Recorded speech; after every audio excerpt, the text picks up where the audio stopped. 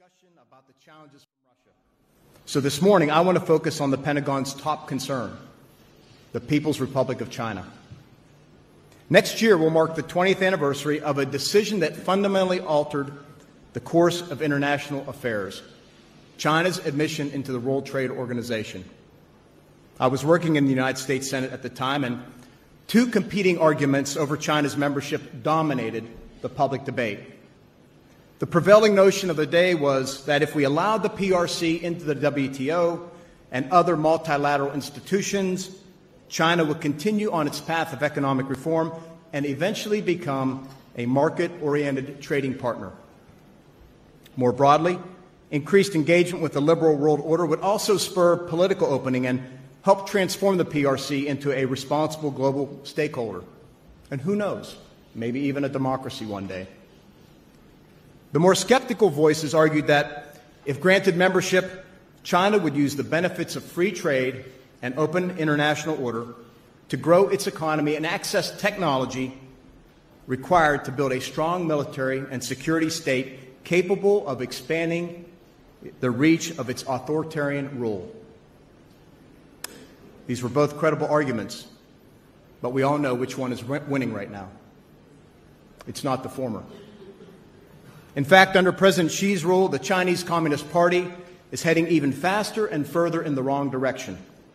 More internal repression, more predatory economic practices, more heavy-handedness, and most concerning for me, a more aggressive military posture.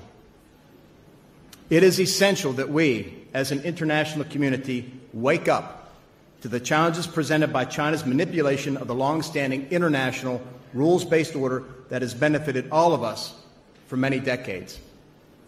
The Communist Party and its associated organs, including the People's Liberation Army, are increasingly operating in theaters outside its borders, including Europe, and seeking advantage by any means and at any cost.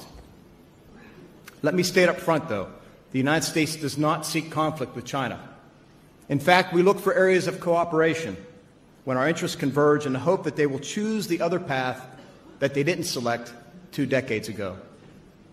Just look at the nearly 18 tons of medical supplies the United States recently provided to the PRC to help fight the coronavirus. And last week, we announced more than $100 million in assistance to China and other countries affected by that malady. The world is too interconnected for us not to work together to solve some of our toughest problems. However, to be a responsible member of the international community, China must be transparent and respect the sovereignty, freedom, and rights of all nations. Unfortunately, their current behavior leaves great cause for concern. The PRC's growing economic, military, and diplomatic power often manifests itself in ways that are threatening, coercive, and counter to the rules-based international order. Over time, we have watched them seize and militarize islands in the South China Sea and rapidly modernize their armed forces while seeking to use emerging technologies to alter the landscape of power and reshape the world in their favor, and often at the expense of others. As we speak, Communist China is exerting financial and political pressure publicly and privately on many Indo-Pacific and European nations, large and small, while pursuing new strategic relationships worldwide. In fact, the smaller the country, the heavier the hand of Beijing. Through its Belt and Road Initiative, for example, the PRC is leveraging its overseas investments to force other nations into suboptimal security decisions. This has wide-reaching ramifications for the United States and our allies in critical areas like data security, interoperability, and military readiness. While we often doubt the transparency and forthrightness of Beijing, when it comes to their security aims, we should take the Chinese government at their word. They have said that by 2035, the PRC intends to complete its military modernization, and by 2049, it seeks to dominate Asia as the preeminent global military power. Furthermore, the global community should be deeply concerned about the party's use of artificial intelligence and other technologies to surveil and repress Muslim minorities, journalists, pro-democracy protesters, and others. To make matters worse, the government is now exporting those tools worldwide in a manner that could bolster other authoritarian regimes. But Beijing's bad behavior, will only take them so far. The world is increasingly aware of its motives and responding in turn. Regrettably, rather than change course, party leadership continues its rampant technology theft, while resolving to eventually end its reliance on foreign innovation altogether, then independently develop its own systems, and then dominate critical sectors and markets. Huawei and 5G are today's poster child for this nefarious strategy. Again, make no mistake, we do not seek conflict with China.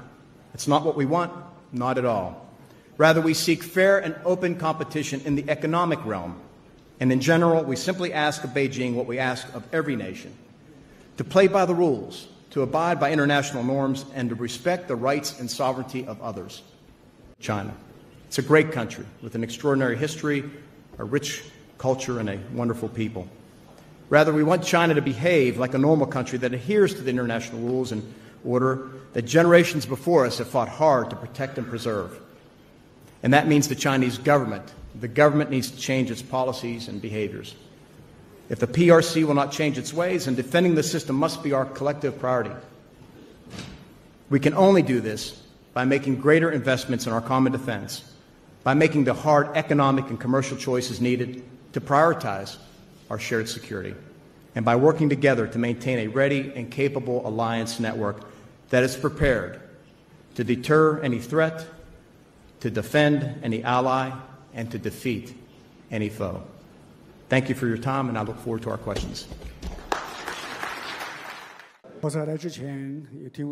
Before I came here, my colleagues told me about what the two American senior officials said, and they have been once again repeating their smears and criticism of China. It has become a common scenario. They basically say the same thing wherever they go about China, and I don't want to waste our time responding to each and everything they've said.